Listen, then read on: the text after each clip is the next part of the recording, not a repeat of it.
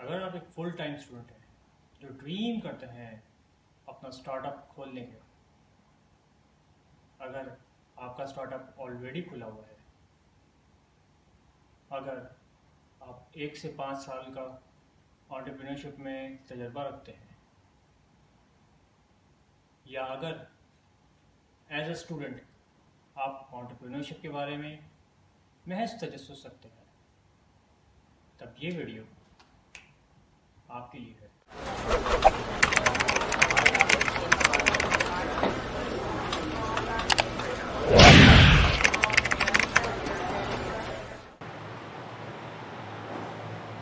सुबह बखैर नाजरीन और सामीन। आप में से जो लोग जिम जाते होंगे वो अक्सर नोट करते होंगे कि यार एक बंदा जिम पे और मौजूद है जो बहुत अरसे से जिम आ रहा है, मगर उसकी बॉडी शेप में कोई फ़र्क नहीं आया।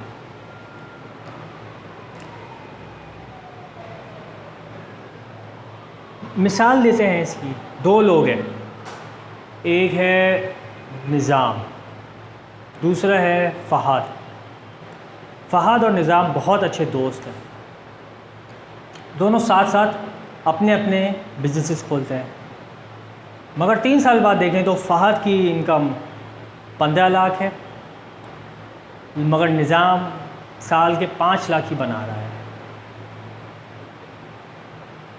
इसकी वजह बेसिकली यही है कि फ़हाद ने अच्छी स्ट्रेटजी रखी हुई है। जब अच्छी स्ट्रेटजी इन प्लेस होती है तब आप फिज़िकली स्केल करना सीख लेते हैं, जो कि आज की हमारी वीडियो का मैसेज है, how to scale as an entrepreneur.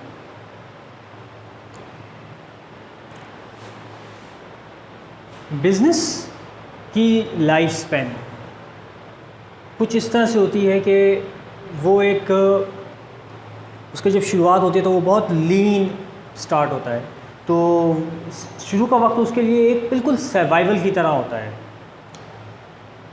Second उसके जो फेज़ आता है चंद सालों बाद, वो होता है कि वो थोड़ा सा स्ट्रक्चर्ड हो जाता है।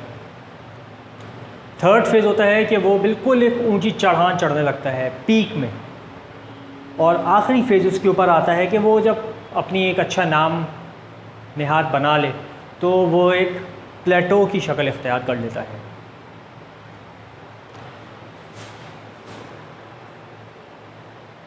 बिज़नेस में दो पहलू बहुत अहम होते हैं, एक है एक्सपोनेंशियल, दूसरा है लिनियर।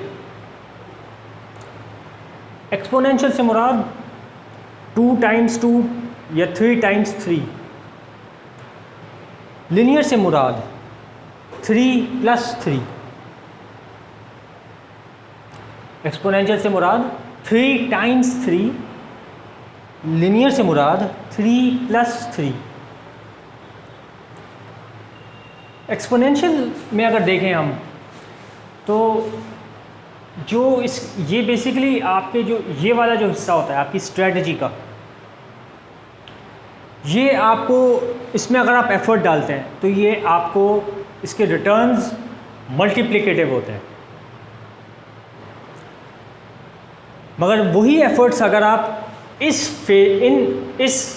ज़मरे में लगाते हैं तब आपको एक जितनी एफर्ट लगाएंगे उतना आपको उसका नतीजा मिलेगा। तो ये 4 ज़मरे बेसिकली क्या हैं? एक्सपोनेंशियल ग्रोथ बिज़नेस में कहाँ से आती है? पहला है नेक्स्ट इनोवेटिव कैंपेन, और दूसरा है leadership development. Next innovative campaign या इस तरह से ले लीजिए कि अगर आप एक टोयोटा कार खरीदने जा रहे हैं और उसकी आज वैल्यू 47 लाख की है, तो डीलर आपको ऑफ़र करेगा कि अगर आप टोयोटा कार ख़रीद लें आज तो आपके 4000 माइलेज की फ्यूल 2 साल तक वो कवर करेगा। बेसिकली वो सिर्फ यही कह रहा होता है कि अगर कि आपको जो गाड़ी 47 लाख की 47 लाख की मिल जाएगी, वही गाड़ी आपको 41 लाख की लेने के लिए खरीदी है। ये है बेसिकली नेक्स्ट इनोवेटिव कैंपेन या अगली तख्लीकी तहरीक का नाम। आपको हर बार हर दफ़ा ये अपने बिज़नेस को ग्रो करने के लिए आपको लेते आना होगा, क्योंकि बिज़नेस इज़ अ ब्रांड। ये बिज़नेस कारोबार एक नाम नेहाद है, वो तब तक अपना नाम बरकरार रखता है जब तक वो अगली फिर अगली फिर अगली फिर अगली तख्लीकी तहरीक नहीं लेकर आता। और यही वजह है कि जितने भी आज नाम नेहाद बिजनेसेस हैं वो कायम और दायम इस वजह से हैं कि उनके पास हर दफ़ा एक नई इनोवेटिव कैंपेन मौजूद होती है, या वो एक पुरानी इनोवेटिव कैंपेन होती है मगर वो लंबे अरसे तक उसकी कशिश और उसकी में दिलचस्पी आवाम की बरकरार रख पाते हैं।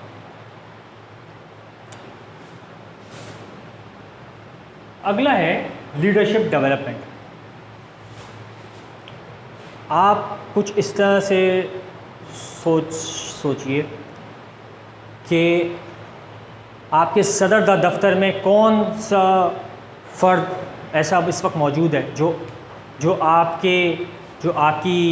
मज़ीद आपको रिप्लेस कर सकता है बिज़नेस में।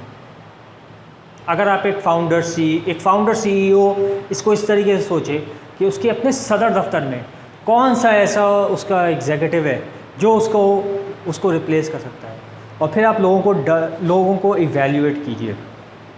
इस बंदे के पास ये बहुत कम्पिटिटिव है, ये बंदा बस टाइम पे आना चाहता है, टाइम पे जाना चाहता है, ये बंदा बहुत अच्छे ताल्लुकात रखता है मगर इसकी फैमिली इश्यूज़ हैं, इस बंदे में पॉइज़ है,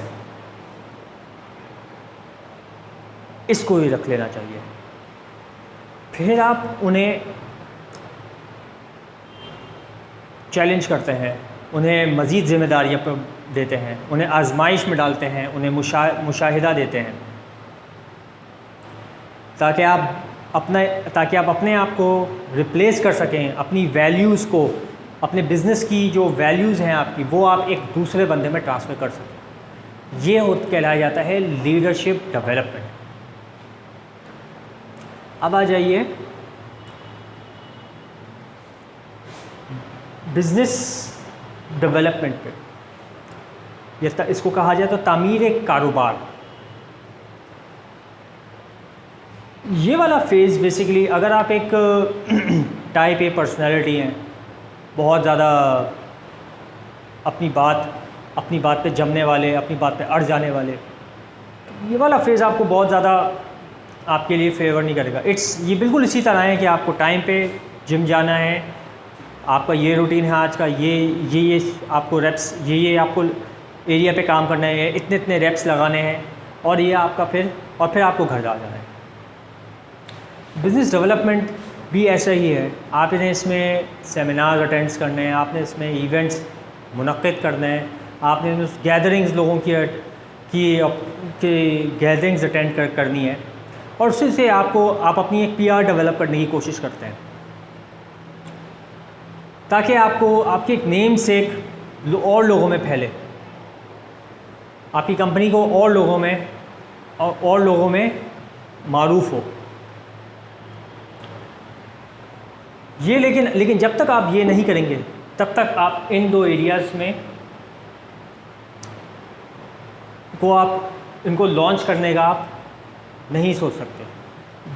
ये दोनों एरियाज़ बेसिकली जो लिनियर साइड है इसकी, ये जो लिनियर है, ये आपके बिज़नेस के लिए एक बुनियाद रखती है जिस पे से आप फिर नेक्स्ट इनोवेटिव कैंपेन या लीडरशिप डेवलपमेंट का सोच सकते हैं। क्योंकि जब तक आप लोगों को उससे नहीं मिलेंगे, लोगों से मुसाफहत नहीं करेंगे, लोगों से ताल्लुकात नहीं बनाएंगे, तब तक आपकी बिज़नेस की भागदौड़ वो एक पानी की तरह नहीं चल पाएगी।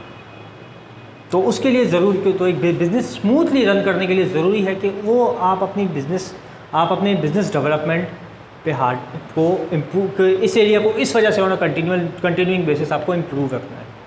अगला वाला बिज़नेस सिस्टम्स और प्रोसेसेस, सादा लफ्ज़ों में कहा जाए तो निज़ाम अमल। कोई भी निज़ाम अमल या बिज़नेस प्रोसेस को बेसिकली निज़ाम अमल कहा जाता है। इनका बेसिकली मकसद क्या है? ये अगेन, अगर आप एक टाइप ए पर्सनैलिटी हैं, आप अपनी बात पे अड़ जाने वाले हैं, तब ये भी बहुत बोरिंग है। मगर मैं कोशिश करूँगा कि आपको एक्साइट कर सकूँ कि इसमें इसको क्यों अहमियत दें।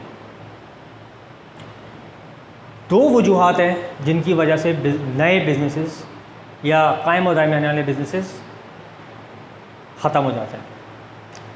पहली, या तो बिज़नेस बहुत स्लो ग्रो करता है, दूसरी कि बिज़नेस बहुत तेज़ी से ग्रो करता है। मिसाल इसकी है ऑल सिक्योर ऐप, पाकिस्तान की पहली मोबाइल सिक्योरिटी की एप्लीकेशन जो 4-5 जवान कारखानेदारों ने शुरू की, मगर उनके पास ट्रैफिक इतना ज़्यादा जमा हो गया कि वो उसको उनसे सस्टेन ही नहीं किया जा रहा अपना ट्रैफिक लोड। वो हर एक की डिमांड इमीडिएटली पूरी नहीं कर पा रहे थे। नतीजा ये हुआ कि वो उनकी इस एरिया में लैकिंग की वजह से उनका बिज़नेस ठप हो गया।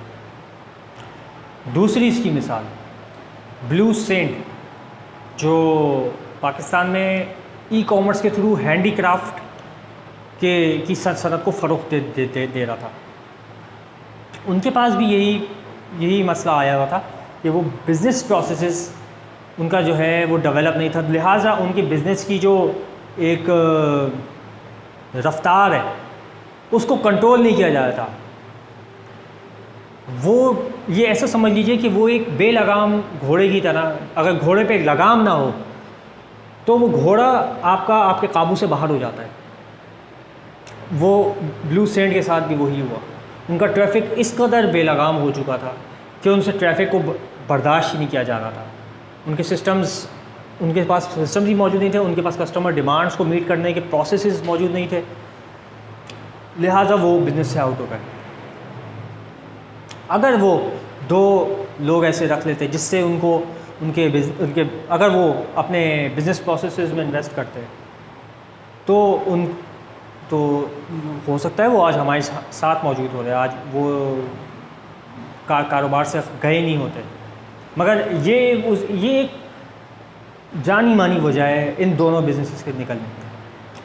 अगर आप ऑल सिक्योरिटीज़ हैं या ब्लू सेंट से ताल्लुक़ रखते हैं तो ये हम तो अप्रिशिएट करेंगे कि आप वापस आएँ और अपना बिज़नेस स्टार्ट करें और इस एरिया में इन्वेस्ट करें।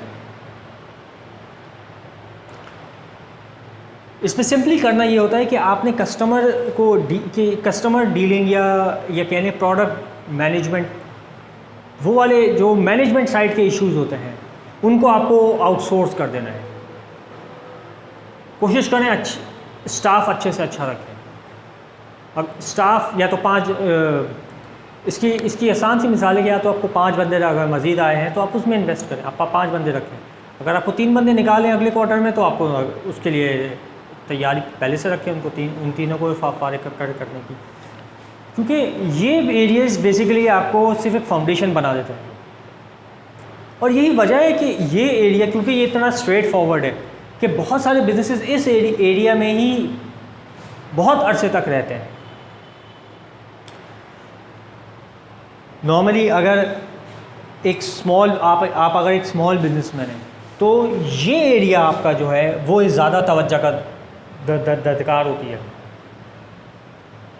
मगर बात क्या है,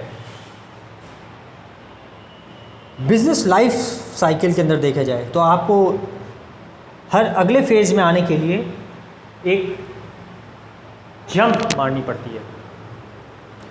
from one stage to the next आपको एक लीप करना पड़ता है ताकि आप अगले स्टेज के लायक हो सकें। मगर उसका मतलब हरगिज़ ये नहीं है कि आप पिछले स्टेज की प्रोसेसेस को आप नज़रअंदाज कर दें। उनमें आप इन्वेस्ट कर सकते हैं मगर उनको आप नज़रअंदाज नहीं कर सकते। हायर ज़रूर कीजिए, कॉर्पोरेट इवेंट्स में भी जाइए, लाजिम व मुल्ज़िम जाइए, मगर वो आपकी देर पा या या मुरक्कब कामयाबी का वो हरगिज़ आपके लिए उसमें इन ज़मरों में आपके लिए उसकी गुंजाइश नहीं है। तो सबक इसका यही है कि आप जिस फेज़ में मौजूद हैं उस फेज़ के हिसाब से स्ट्रेटजी चूज़ कीजिए। ये बेसिकली स्ट्रेटजी क्वाड्रेंट है। इसको मैंने इसके ज़रिए बताने का मकसद यही था कि मैंने अपनी पिछली वीडियो में बात की थी ऑन द पिछली वीडियो का क्या नाम था, how to stay focused as an entrepreneur. उसमें मैंने आखिरी जो पॉइंट डिस्कस किया था वो था the paradox between mental capability and physical scalability. Mental capability वो होती ही यही चीज़ है कि आपकी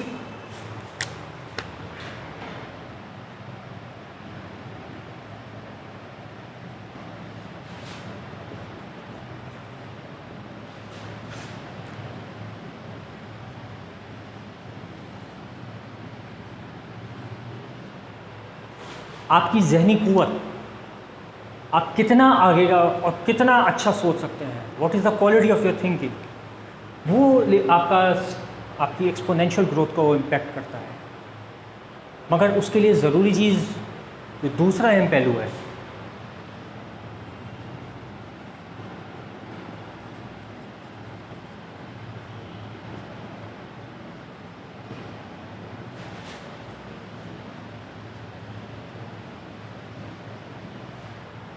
आपकी फ़िज़िकल स्केलेबिलिटी या आपकी मादी वसत, वो तभी पॉसिबल है मेंटल कैपेबिलिटी को रियलाइज़ करना जब आपके पास उसके वसाइल मौजूद हो, जब आपके पास उसकी दस्तरस मौजूद हो।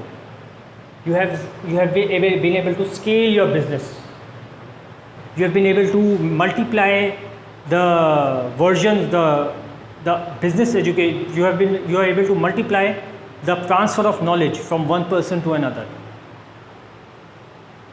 So ये बेसिकली रीज़न था आज की वीडियो का कि जो स्ट्रेटजाइज बिज़नेस में इस तरह से लिया जाए। ये मेरा टेक है by the way on how to strategize as a business owner.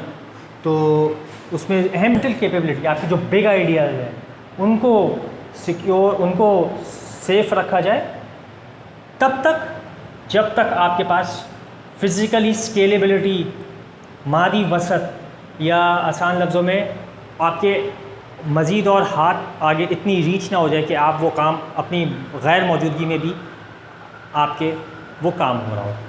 ये था आज की वीडियो का मैसेज। दुआ में याद रखिए, अपना बहुत बहुत ख्याल रखिए।